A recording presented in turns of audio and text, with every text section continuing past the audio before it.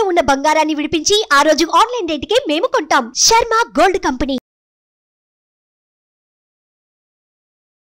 నమస్తే, welcome to Suman TV. నేను మీ యామ్ని. ప్రస్తుతం మనతో ఉన్నారు ప్రముఖ ఆధ్యాత్మికవేత్త, ప్రముఖ జ్యోతిష వాస్తు పండితులు సుభాష్ శర్మ గారు ఉన్నారు. గురుగారితో మాట్లాడి మనకున్న సందేహాలను అడిగి తెలుసుకుందాం. నమస్కారం గురుగారు. శ్రీమాత్రే నమః. గురుగారు, మృగశిర నక్షత్రంలో జన్మించిన వాళ్ళ స్వభావం అనేది అసలు ఏ విధంగా ఉంటుందండి? తప్పకుండా తెలియజేస్తారమ్మా. ముందుగా ప్రేక్షకులందరికీ శ్రీమాత్రే నమః, శ్రీ గురుభ్యో నమః. జ్ఞానినాంనపి చేతాంసి దేవీ భగవతీ హిస బలాయ కృష్ణ మోహాయ మహామాయ ప్రయశ్చతి. మృగశిర నక్షత్రము. ఈ మృగశిర నక్షత్రం చాలా సాత్వికమైనటువంటి నక్షత్రము. ఈ యొక్క నక్షత్రంలో జన్మించిన వారి యొక్క స్వభావము చాలా మృదువుగా ఉంటుంది.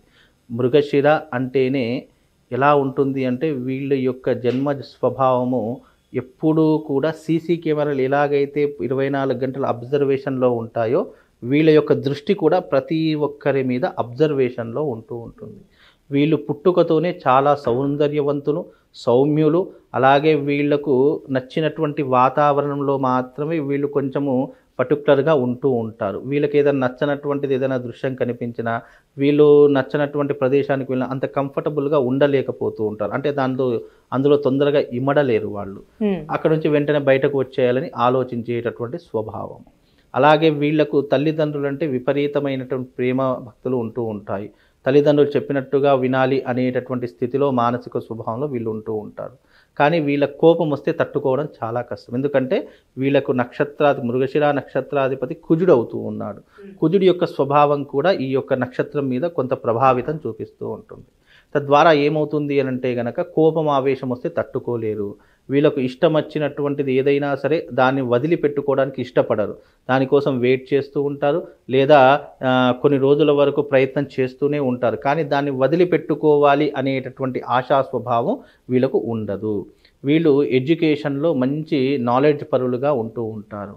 వీళ్ళకి ఎప్పుడూ కూడా న్యాయ వ్యవస్థలో కానీ, ఐఏఎస్ ఐపీఎస్లో కానీ, లేదా సాఫ్ట్వేర్ రంగంలో ఎక్కువగా రాణించాలి అనేటటువంటి ఆశలు, కోరికలు ఎక్కువగా ఉంటాయి. వీళ్ళకు పెళ్లి మాట ఎత్తితే చాలా కోపం వస్తూ ఉంటుంది. పెళ్ళి అంత తొందరగా చేసుకోవాలి అనేటటువంటి ఆలోచనలు వీళ్ళకు ఉండవు.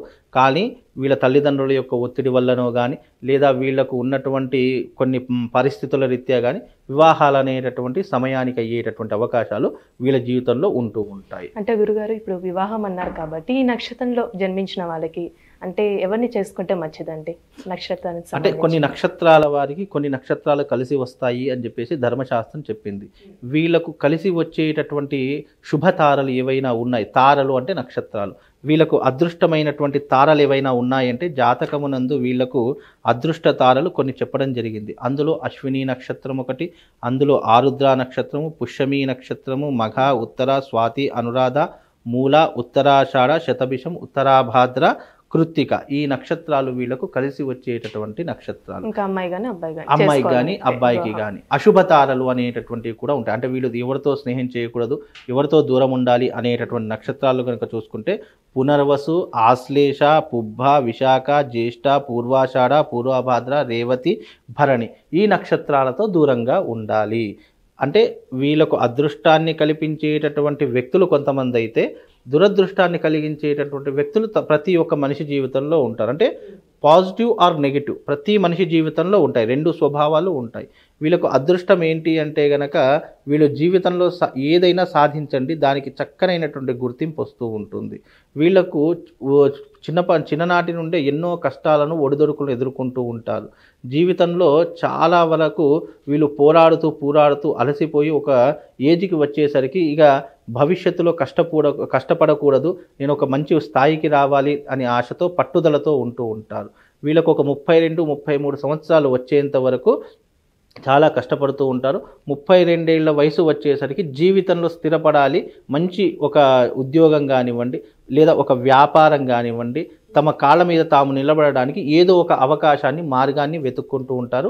32 సంవత్సరాల తర్వాత జీవితంలో స్థిరపడేటటువంటి అవకాశాలు ఎక్కువగా వీళ్లకు కనిపిస్తూ ఉంటాయి. అంటే 2024 సంవత్సరంలో క్రోధినామ సంవత్సరం అండి, ఈ నక్షత్రంలో జన్మించిన వాళ్ళకి అసలు ఏ విధంగా ఉంటుందంటారు? క్రోధినామ సంవత్సరంలో చూడండి, ఈ యొక్క మృగశిర నక్షత్రానికి ముఖ్యంగా 1, 2వ పాదాలు వృషభ రాశి అవుతుంది.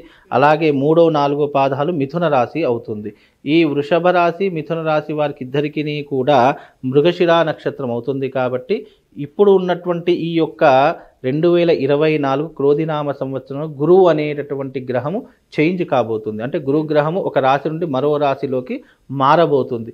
కనుక ఈ యొక్క ఆ మృగశిర నక్షత్ర జాతకులకు వ్యయస్థానంలో గురు సంచారం చేస్తున్నాడు కాబట్టి చాలా జాగ్రత్తగా ఉండాలి. అలాగే వీళ్లకు ఉన్నటువంటి మానసిక స్వభావం నేటితో ఈ మే 2 తర్వాత గురువు యొక్క ప్రభావం అనేటటువంటి పూర్తిగా వీళ్లకు తగ్గుముఖం పడుతుంది. తగ్గుముఖం పట్టడం ద్వారా వీళ్ళు చాలా సైలెంట్గా ఉండాలి.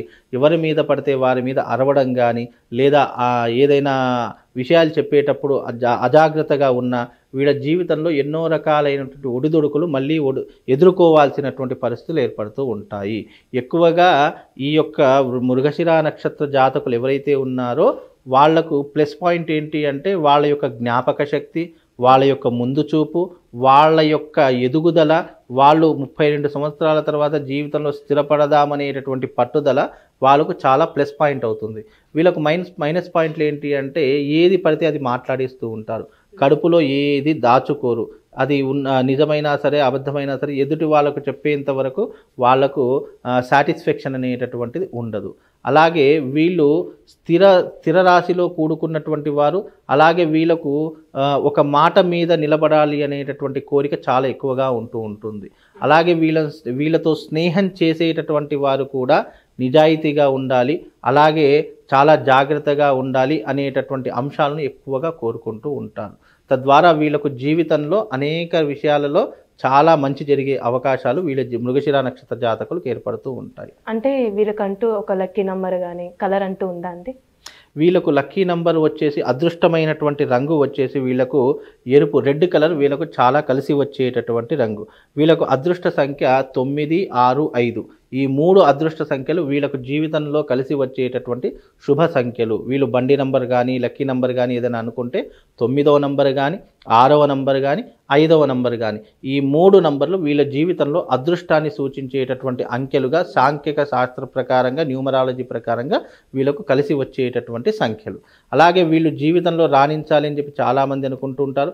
వీళ్ళకి ఎక్కువగా సహాయ సహకారాలు ఎక్కడి నుంచి లభిస్తాయి అని అంటే కనుక వీళ్ళ పెద్దనాన్న కానివ్వండి, వీళ్ళ తండ్రి సైడ్ బంధువులు ఎవరైతే ఉన్నారో వాళ్ళ దగ్గర నుండి వీళ్ళకు సహాయ సహకారాలు అందుతూ ఉంటాయి. అలాగే ఈ క్రోధినామ సంవత్సరంలో మృగశిర నక్షత్ర జాతకులు కాస్త జాగ్రత్తగా ఉండాలి. కోపాన్ని, ఆవేశాన్ని తట్టుకోవాలి. అనవసరమైనటువంటి విషయాలలో కలుగజేసుకోకూడదు. మనమేంటి, మన పనేంటి అనేటటువంటి దానిలోనే ఉండాలి తప్ప వాటిని దాటి ఎదుటికి రాకూడదు. అలా వచ్చారు అంటే గనక లేనిపోని ఇబ్బందులు ఎదుర్కోవాల్సినటువంటి పరిస్థితులు ఏర్పడుతూ ఉంటాయి. అలానే వీళ్ళు ఏ దైవాన్ని ఆరాధిస్తే కూడా మంచిదండి? వీళ్ళు ఎక్కువగా దైవాన్ని ఆరాధన చేసుకోవాలంటే లక్ష్మీదేవిని, హనుమంతుణ్ణి ఎక్కువగా ఆరాధన చేసుకోవాలి. వీళ్ళు ఎప్పుడూ కూడా వాళ్ళ మెడలో ప్రవాళ గణపతిని ధరిస్తూ ఉండాలి. ఈ క్రోధినామ సంవత్సరంలో తప్పకుండా వాళ్ళకు విపత్తులు, ఆపదలు రాకుండా ఉండడానికి ప్రవాళ గణపతి. ఎందుకు అనంటే గనక వీళ్లకు నక్షత్రాధిపతి కుజుడు అవుతాడు. కాబట్టి కుజుడు దేనికి సంకేతం అంటే కోపానికి, రౌద్రానికి, ఆవేశానికి, అనర్థాలకు కారకుడు అవుతాడు. కాబట్టి అలాంటివి రాకుండా ఉండడానికి వీళ్ళకెప్పుడూ కూడా ఒక కంట్రోలింగ్ పవర్ కావాలి అంటే తప్పకుండా వీళ్ళు ప్రవాళ గణపతిని ధరించుకోవాలి. ఆ ప్రవాళ గణపతిని ధరించడం ద్వారా వీళ్లకు క్రోధినామ సంవత్సరంలో ఎలాంటి ఇబ్బందులు, ఎలాంటి ఆటంకాలు లేకుండా ఆ గణపతి వీళ్ళను తప్పకుండా రక్షిస్తూ ఉంటాడమ్మా. ఈ నక్షత్రానికి సంబంధించిన విశేషాలు మాకు చాలా చక్కగా తెలియజేశారండి. ధన్యవాదాలు. సుమన్ టీవీలో మీ పర్సనల్ అండ్ బిజినెస్ ప్రమోషన్స్ కోసం కింది నెంబర్కి కాంటాక్ట్ చేయండి.